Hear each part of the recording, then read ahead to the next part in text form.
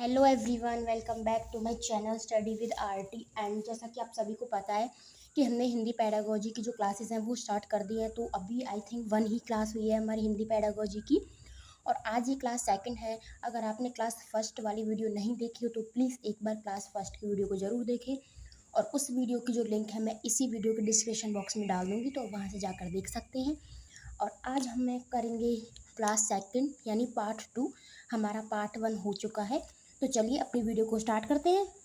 तो हमारे पार्ट 2 का नाम है शिक्षण सिद्धांत एवं शिक्षण सूत्र। यानी जब हम किसी को पढ़ाते हैं तो उसके क्या सिद्धांत है। शिक्षण मतलब पढ़ाना, शिक्षा देना, और कुछ शिक्षण के सूत्र हैं।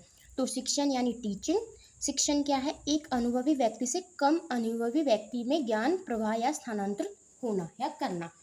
जैसे कि एक अनुभवी व्यक्ति है, उसको थोड़ा सा ज्ञान है या फिर ज़्यादा ज्ञान है, वो कम व्यक्ति को जिसमें कम ज्ञान होता है उसे देता है, यानी अपने ज्ञान का वो दूसरे व्यक्ति में स्थानांतरित करता है, उसको हम शिक्षण कहते हैं।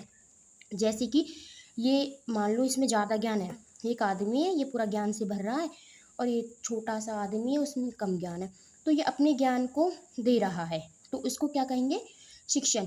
कि एक ज़्यादा अनुभवी व्यक्ति जब कम अनुभवी व्यक्ति को अपना ज्ञान देता है, उसमें अपना ज्ञान स्थानांतरित करता है, उसे शिक्षण कहते हैं। और वो किसका प्रयोग करेगा?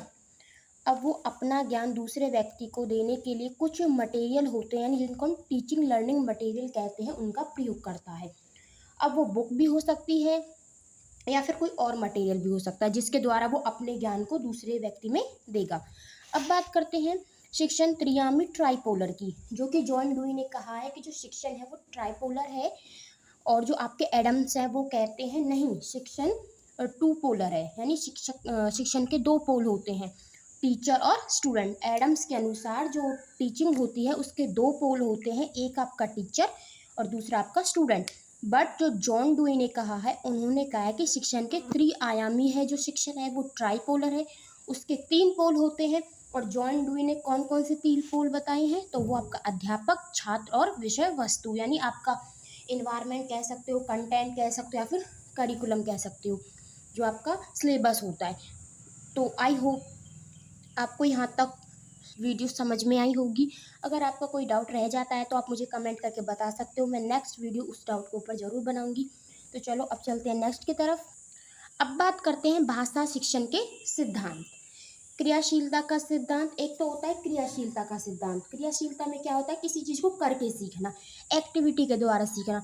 तो जो बच्चे होते हैं वो एक्टिविटी के द्वारा ज़्यादा जल्दी सीख जाते हैं अकॉर्डिंग पढ़ने के अकॉर्डिंग। अगर बच्चा पढ़ेगा, ऐसा नहीं है कि वो पढ़ेगा तो उसे समझ में नहीं आएगा, समझ में आएगा, पर अगर उसी चीज़ को वो करके देखेगा तो उसके माइंड में भी बहुत अच्छे से जो कॉन्सेप्ट है वो क्लियर होगा, बैठ जाएगा। रुचि का सिद्धांत। अगर बच्चे को किसी चीज़ में रुचि नहीं है ना, तो फिर उसे कितना भी पढ़ा लो उसकी समझ में नहीं आने वाला। तो बच्चे को इंटरेस्ट, हमें बच्चे का इंटरेस्ट क्रिएट करना चाहिए किसी भी अब वो सब्जेक्ट हो सकता है, फिर किसी भी चीज़ में हम बच्चे का इंटरेस्ट करें। तो अगर बच्चे का किसी भी चीज़ में इंटरेस्ट होता है तो बच्चा उस चीज़ को बहुत जल्दी ग्रहण कर लेता है। अभी प्रेरणा का सिद्धांत, यानी बच्चों को मोटिवेट करें। बच्चों के अंदर जो मोटिवेशन है वो ज़रूर होना चाहिए। मोटिवेशन बच्चों में होता है तभी वो कुछ करते हैं, करने की ठानते हैं। जीवन से जोड़ने का सिद्धांत। अगर हम बच्चों को कुछ बता रहे हैं तो हमें ऐसा बताना चाहिए कि वो अपने जीवन से उसे जोड़ सकें। व्यक्तित्व भिन्नता का सिद्धांत, यानी व्यक्तित्व भिन्नता का सिद्धांत भी हमें अपनाना चाहिए अगर हम बच्चों को शिक्षण दे रहे हैं। अब हम इनको और अच्छे से पढ़ेंगे एक एक करके। देखो, जैसे फर्स्ट आपका क्रियाशीलता का सिद्धांत, करके सीखेगा, ऑब्जर्व करेगा, समस्या समाधान करेगा, आलोचनात्मक चिंतन यानी क्रिटिकल थिंकिंग आएगी। जब आप बच्चे को एक्टिविटी कराओगे तो बच्चे के अंदर क्रिटिकल थिंकिंग आएगी और वो जल्दी सीख जाएगा। अगर आप किसी एक्टिविटी को करते हो तो बच्चा आपको देखेगा तो वो ऑब्जर्व करेगा, तो उसके तहत भी वो बहुत कुछ सीख जाएगा। PCO रहता है प्रॉब्लम सॉल्विंग। अगर बच्चा कुछ करेगा तो वो खुद से भी फिर उस प्रॉब्लम को सॉल्व करने की सोचेगा। क्रिटिकल थिंकिंग, बच्चे में आलोचनात्मक चिंतन आएगा। और ऑब्जर्वेशन, अगर आप करोगे, अगर आप किसी भी एक्टिविटी को करोगे तो बच्चा आपको ऑब्जर्व करेगा और वो देखेगा कि टीचर किस तरीके से कर रहा है, तो नेक्स्ट टाइम वो भी उसी तरीके से करेगा। अब बात करते हैं रुचि का सिद्धांत। इंटरेस्ट क्रिएट करना, बच्चों को पढ़ाने में मजा आए, यानी पढ़ने में हमको कुछ ऐसा कंटेंट पढ़ाना चाहिए बच्चे को कि बच्चों को उसमें इंटरेस्ट क्रिएट हो, और बीच बीच में हमें थोड़ा सा मनोरंजन भी कर देना चाहिए ताकि बच्चा बोर फील ना करे। क्योंकि पढ़ाने का सबसे जो मेन है, अगर आप टीचर हो, आप क्लास में पढ़ा रहे हो, तो आप ये नहीं कि अपना 45 मिनट 30 मिनट पढ़ाते रहे लगातार, ऐसे बच्चा बोर हो जाएगा, उसको कुछ भी समझ में नहीं आएगा। तो बीच बीच में थोड़ा सा जोक मार दिया, ऐसे नहीं कि गंदे वाले जोक मार दिए, अच्छे से जोक मार दिए, कोई कहानी सुना दी, यानी बीच बीच में उनका मनोरंजन भी होना चाहिए ताकि बच्चा बोर ना हो और उसकी रुचि बढ़े। अब बात करते हैं अभिप्रेरणा का सिद्धांत। मोटिवेट करना, बच्चों को एक दिशा निर्देशित करना, यानी बच्चों को हमें मोटिवेट करके पढ़ाना चाहिए।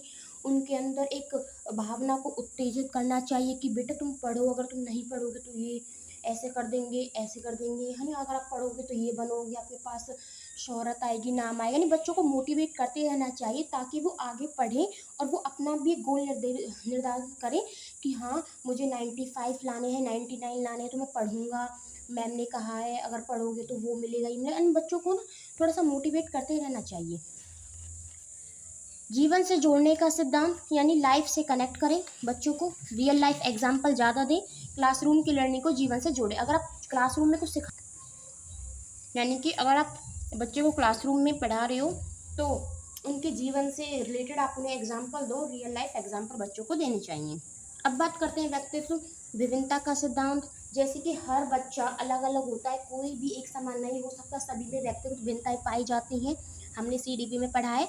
तो हमें हर बच्चों को एक तरीके से नहीं पढ़ाना चाहिए क्योंकि उनकी क्षमता अलग अलग होती है, तो हमें हर बच्चे की क्षमता को ध्यान में रखकर उसी के हिसाब से पढ़ाना चाहिए।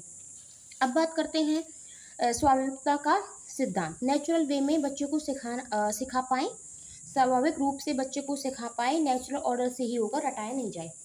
मोस्ट इम्पॉर्टेंट है कि बच्चे को हमें रटाना नहीं चाहिए, उसे नेचुरल तरीके से प्राकृतिक रूप से उसे पढ़ाना चाहिए।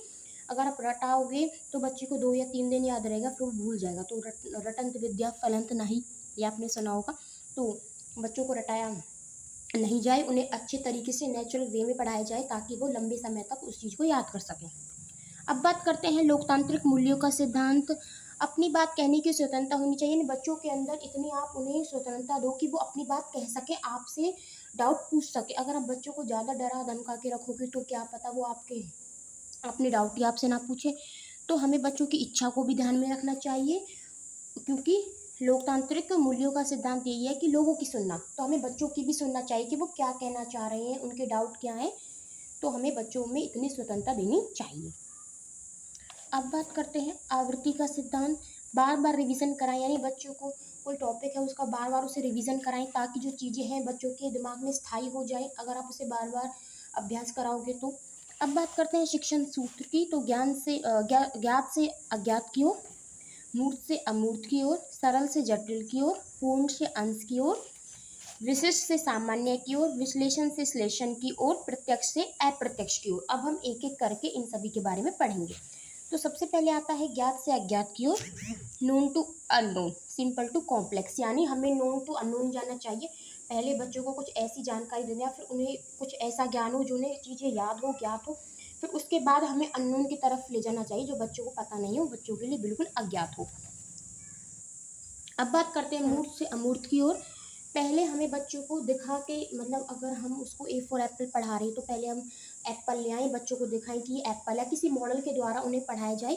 बाद में उन्हें अमूर्त चिंतन कराया जाए, यानी जो वस्तु वो देख सकता है पहले उसके द्वारा उन्हें पढ़ाया जाए, बाद में कल्पना और विचारों का प्रयोग कर सकते हैं।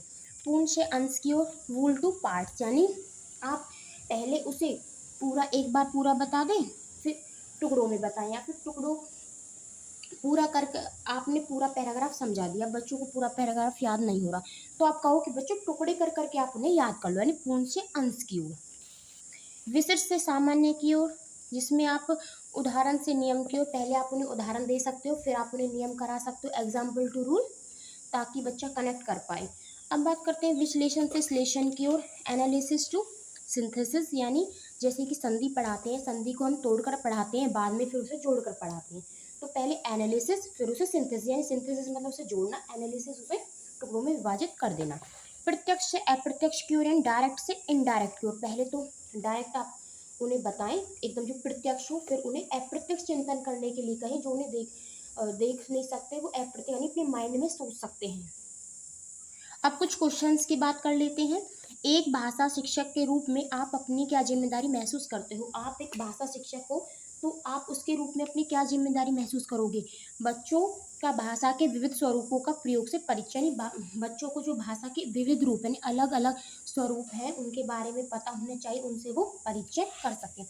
हिंदी भाषा शिक्षा को यह स्वीकार करना चाहिए कि गलतियां सीखने सिखाने की प्रक्रिया का अभिन्न अंग है। जो हिंदी भाषा का शिक्षक है उसे ये पता होना चाहिए, या फिर ये वो स्वीकार कर ले कि अगर बच्चा गलतियां कर रहा है तो इसका मतलब है कि वो सीख रहा है, क्योंकि तभी तो वो मिस्टेक कर रहा है। जब वो सीखना चाहता है, उस पर से गलतियां हो रही हैं, तो गलतियां हमारी सबसे बड़ी शिक्षक होती हैं।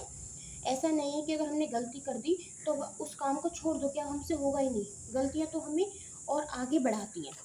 भाषा शिक्षक को स्वयं अपनी भाषा प्रयोग की क्षमता को बढ़ाना चाहिए, क्योंकि उसका भाषा प्रयोग कक्ष में वातावरण, यहाँ पे कक्षा आएगा, कक्षा में वातावरण का निर्माण करता है। यानी जो भाषा शिक्षक है उसको, जो वो खुद भाषा का प्रयोग कर रहा है उसकी उसे क्षमता बढ़ानी चाहिए, क्योंकि जो उसकी भाषा प्रयोग है, जो वो कक्षा में अपनी भाषा का प्रयोग कर रहा है, उससे ही वातावरण निर्माण हो रहा है, उससे ही तो बच्चे सीख रहे हैं। तो उसे अपनी अच्छी भाषा का प्रयोग करना चाहिए। भाषा शिक्षक की भूमिका में महत्वपूर्ण यह है कि वह पाठ्य पुस्तकों की सीमा से स्वतंत्र होकर विविध संदर्भों में भाषा प्रयोग को महत्व, ये नहीं कि वो पाठ्य पुस्तक तक ही सीमित रहे, उससे हटके भी वो बच्चों को पढ़ाए। पाठ्य पुस्तक को एकदम से भगवान मानना बिल्कुल भी ठीक नहीं है, उसे थोड़ा सा हटके भी उसे पढ़ाना चाहिए। भाषा शिक्षक के रूप में आपके लिए महत्वपूर्ण है, अगर आप भाषा शिक्षक हो तो आपके लिए क्या महत्वपूर्ण है? बच्चों द्वारा बेझिझक भाषा प्रयोग करवाना, कि बच्चों के द्वारा वो झिझके ना, बेझिझक भाषा का प्रयोग करें, तो ये आपका कर्तव्य होना चाहिए, आपके लिए बहुत ही महत्वपूर्ण है। आपकी दृष्टि से अभ्यास क्या है? तो पाठ को समझने में मदद करता है। अगर आप बार बार अभ्यास करोगे तो जो आपको पाठ समझ में नहीं आ रहा वो आपको समझने में हेल्प करेगा ना। हिंदी भाषा शिक्षक का यह प्रयास होना चाहिए कि वह बच्चों की भाषा संबंधित सहज रचना शक्ति को बढ़ने के अवसर दे। अगर आप हिंदी भाषा के शिक्षक हो तो आपका ये प्रयास होना चाहिए कि बच्चों की भाषा संबंधित सहज रचना शक्ति को आपको बढ़ावा देना चाहिए, उनके बढ़ने के अवसर आपको उन्हें देने चाहिए। एक भाषा अध्यापक को बच्चों में विविध संदर्भों में भाषा प्रयोग की क्षमता विकसित करने पर बल देना चाहिए, कि वो अलग अलग भाषा को सीख पाएं। यदि आपकी कक्षा में दृष्टिबंधित बच्चे हैं तो आप क्या करोगे? यानी जिनको आंखों से दिखाई नहीं देता, अगर आपकी कक्षा में ऐसे बच्चे हैं तो आप क्या करोगे? उन्हें पढ़ने के उपयुक्त साधन दोगे, वही तो करोगे, उन्हें साधन प्रोवाइड करोगे। आप मानते हैं कि अलग अलग तरह की सामग्री पढ़ने के अवसर मिलने से, यानी आप मानते हैं कि जब अलग अलग तरह की आपको सामग्री मिलती है पढ़ने के लिए तो भाषा को विविध संदर्भों में प्रयोग करने की समझ बनती है। अगर हमें भिन्न भिन्न सामग्री मिलेगी तो हमें जो भाषा में जो भिन्नताएं हैं उनको समझने में भी हमें मदद मिलेगी। तो आज के लिए इतना ही। आई होप आपको पार्ट 2 समझ में आया होगा, और मैंने जो टॉपिक कराया था उससे रिलेटेड क्वेश्चन आंसर भी कराए हैं, तो आपके लिए वीडियो हेल्पफुल रही होगी। अगर आपके लिए वीडियो हेल्पफुल है और आपको चैप्टर 2 समझ में आया और चैप्टर 2 से रिगार्डिंग आपको कोई भी डाउट थे, अगर वो आपके क्लियर हुए हों तो मेरी वीडियो को लाइक करना, और आपको नेक्स्ट वीडियो किस टॉपिक पे चाहिए वो भी आप कमेंट करके बता सकते हो। और थैंक यू, बाय।